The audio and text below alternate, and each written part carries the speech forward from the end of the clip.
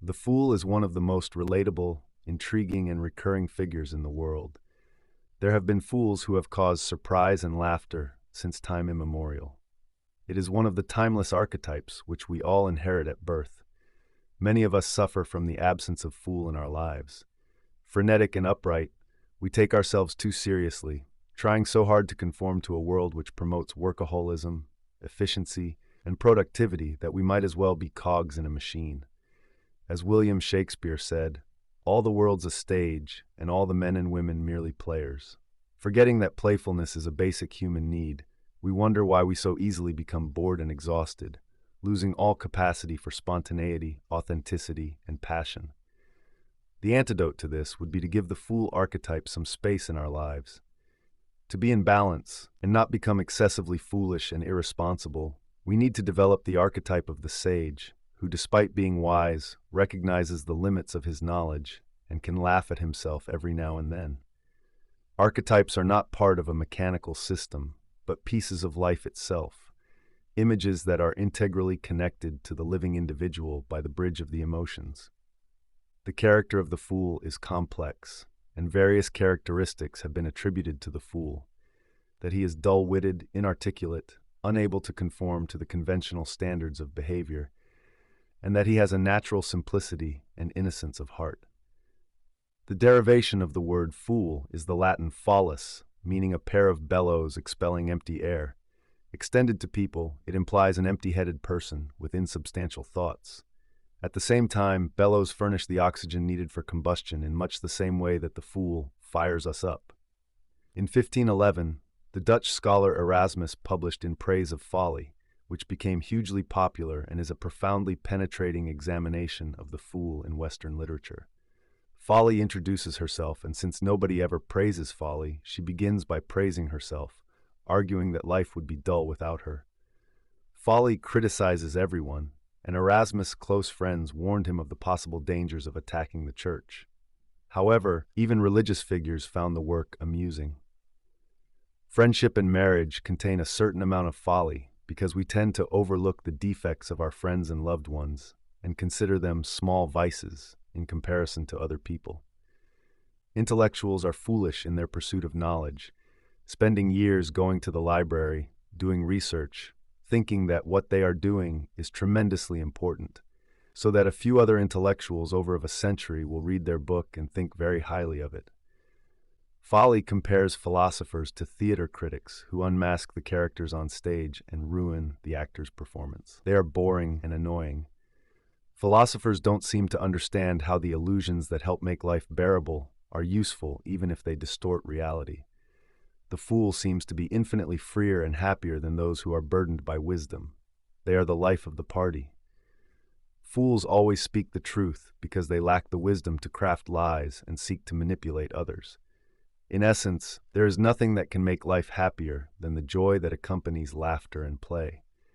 Folly is not merely universal, but necessary and even desirable to humanity. To be a person is nothing other than to play the fool, and to acknowledge this very fact is the highest form of wisdom. The fool represents a nostalgic return to a simpler way of life, a wisdom that comes not from the mind but from the heart. Sometimes the down-to-earth and simple-minded, in their purity of heart, can penetrate to profounder truths than those encumbered with learning and convention, in the same way we sometimes sense a more resonant truth in popular proverbs than in rational exposition. Russian writer Fyodor Dostoevsky writes, "The wisest of all, in my opinion, is he who can, if only once a month, call himself a fool, a faculty unheard of nowadays." In literature, wise characters sometimes depict insanity, and madmen express wisdom. The oxymoron, wise fool, is a literal paradox, where the character who is identified as a fool comes to be regarded as the beholder of wisdom. People sometimes accuse wise people of insanity in order to conceal their unwanted wisdom, either fearing the harsh words on many controversial topics, or simply to punish them for speaking boldly. The archetypal wise fool is Socrates. Not only was his educational method based on exposing the folly of the supposedly wise, but he himself claimed that his own wisdom was derived from an awareness of his ignorance. Knowledge of ignorance is itself a kind of knowledge. As Shakespeare writes, The fool doth think he is wise, but the wise man knows himself to be a fool. There are two ways to be fooled. One is to believe what isn't true. The other is to refuse to believe what is true. When there's an uncomfortable truth that needs to be spoken, and those in power are afraid to speak about it, it is usually the fool who steps in. There is something heroic about this. It is the fool who speaks a truth nobody else dares to utter, and this brings instant relief, because people know it has to be said. Generally speaking, we can distinguish between two types of fools. The natural fool, who lacks social awareness and occasionally utters the truth being unaware of social conventions, and the professional fool, whose job it is to make harsh truths more palatable by disguising them with humor and wit. One follows his heart, the other his mind. The greatest fools are oftentimes cleverer than the people who laugh at them. The fool is fearless in speaking the truth. In fact, the great secret of the successful fool is that he is no fool at all. As the great English visionary artist William Blake writes, if the fool would persist in his folly, he would become wise. The fool, the clown, and the trickster share similar traits. They are sources of humor, inevitably eliciting laughter, serving as catalysts for comic catharsis. However, they also express a duality: folly and non-folly, order and disorder. What may seem like a joke can in fact be a warning. Danish theologian and philosopher Soren Kierkegaard writes, "A fire broke out backstage in a theater. The clown came out to warn the public. They thought it was a joke and applauded. He repeated it. The acclaim was even greater." I think that's just how the world will come to an end, to general applause from wits who believe it's a joke. Professional fools can bring a sense of awareness to what is going on in the world and where we are headed. Many of them, however, come from a place of tragedy.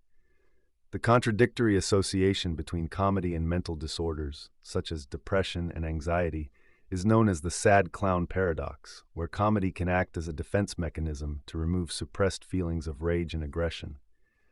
People may respond with laughter at the clown, yet harbor feelings of pity, fear, or repulsion, evoking ambivalent reactions. Some people, in fact, suffer from coulrophobia, the overwhelming fear of clowns. In this day and age, clowns are a constant source of horror in books and movies. Perhaps this is because the modern clown's role is always the same, to entertain others by being the subject of laughter, and he is not always successful at it. The clown has to sacrifice his well-being by always having to put on the same face and play the same character. This one-sidedness can take its toll mentally, and the clown slowly becomes enveloped by his shadow, the dark side of his personality. The evil clown archetype is best portrayed in the Joker, one of the most recognizable villain characters in popular culture. In medieval theater, clowns would not only make spectators laugh, but sometimes also snatch them off with them into a hellmouth, the entrance of hell envisaged as the gaping mouth of a monster, which scared the audiences. Thus, their light and dark sides were balanced. The fool and the trickster have a few psychological differences as well. Generally speaking, the fool is presented as an innocent or naive figure who wouldn't hurt a fly, while the trickster is intentionally deceptive and seeks to trick others and laugh at them. The trickster loves engaging in what the Germans call Schadenfreude, literally harm joy, in which one obtains pleasure from learning or witnessing the misfortunes, failures, or humiliation of another person. A trickster may console others when they fail, and hide that internally he feels joy. When there is an opportunity to play a trick on another person, the trickster immediately seizes the opportunity. The fool, however, is not interested in laughing at a person, but rather laughing with the person, or laugh at himself. To laugh at oneself helps to break the ice, because it not only removes one's own persona, but also the audience's social mask, allowing for genuine behavior. This courageous feat throws one in a vulnerable state, which allows others to open up and receive a message more profoundly. While the fool likes to entertain others, and is usually the butt of a joke, the trickster, on the other hand, seeks primarily to entertain himself, even if it is at the expense of others. The fool is able to have a sense of humor even in difficult situations, which radiates hope in others. In a tense atmosphere, the person who is hurt takes the risk to make a joke, even if it means making a fool of himself, not just to set himself at ease, but also to bring relief to others. When a person acts like a fool through some kind of outward action, it is immediately apparent to the audience. With the trickster, it is more ambiguous. He plays like a fool in order for people to fall into his trap.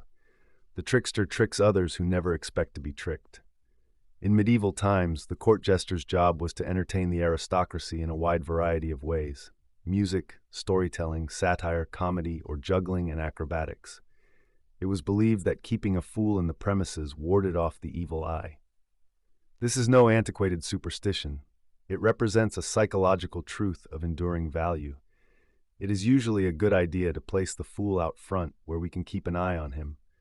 We must make room for the renegade factor in ourselves and admit him to our inner court, where he can bring us fresh ideas and new energy. Without the fool's blunt observations and playfulness, our inner landscape might become a sterile wasteland. During the Middle Ages, the Feast of Fools would be celebrated by the lower clergy on New Year's Day. To ensure society against unexpected uprisings of latent destructive urges, all conventions were temporarily suspended. The natural order of things was turned upside down, sacred rituals were parodied in obscene fashion, church authorities were ridiculed, and all underdogs were allowed to give vent to year-long repressions of hostility, lust, and rebellion. These blasphemous celebrations were eventually driven underground by the church. The fool also had an important role in the royal court and was given permission by the king to speak the truth. Both an insider and outsider, the fool occupied a peculiar place at court as the one person able to ridicule the very person he served, in humor only, of course. Anyone who dares to challenge others or the status quo is considered a fool by those who are too afraid to speak out, and would never risk their reputation by being authentic. To make his special privileges known, the fool imitated the king's crown and scepter with a cap and bells and a bauble, or fool's scepter. In the manner of a ventriloquist's doll, the miniature head of the bauble could say things that the jester might not want to say himself. Because of their close relation to the king, jesters were free from punishment and allowed to speak without fear. Nevertheless, some of them went too far and were beheaded. Fools represent values which are rejected by the group because they oppose social norms and rules. They are seen as incompetent, frequently ostracized for their rebelliousness, and are thus social misfits. However, every group must have such a figure, because they are agents of change, and the liveliness of culture require that there be space for figures whose function is to uncover and disrupt the very things that cultures are based on. Court jesters usually had some sort of physical deformity. They came from poor families and were financial burdens, but because of their unusual bodies, they were used as natural fools to create amusement. Deformities were looked upon as a special mark of the Lord. So, dwarfs, hunchbacks, and the like were often chosen to be fools in royal houses. Dwarfs were particularly valued and resided in many royal courts, being frequently delivered as gifts to fellow royal members. They stood next to the king, who would then appear much larger, enhancing his powerful position. These maimed ones proved to be human beings of unusual depth and wisdom. Excluded by their physical handicaps from the activities and interests of the average person, through their loneliness and suffering, these people were forced to discover resources within themselves. In Shakespeare's tragedy King Lear, the king's relationship with the fool is one of friendship and dependency. When the king is left with his knights, he is a terribly lonely figure and keeps asking where the fool is. The king wants the fool to accompany him everywhere, acting as his alter ego. The fool can be expected to reverse relationships between those dominant and those subservient, as he is placed in the paradoxical position of virtual outlawry combined with utter dependence on the support of the social group to which he belongs. Shakespearean fools, just like the fools and jesters of the time, use their wits to outdo people of higher social standing, but their characteristics are exaggerated for theatrical effect. The myth of Parsifal, an old Arthurian legend, describes the journey that a boy must undertake to become a man. He is known as Parsifal, young fool, and lives alone with his mother. After seeing knights pass by him, he is marveled and decides to leave his mother in order to become a knight himself, and goes through many trials that initiate him into manhood.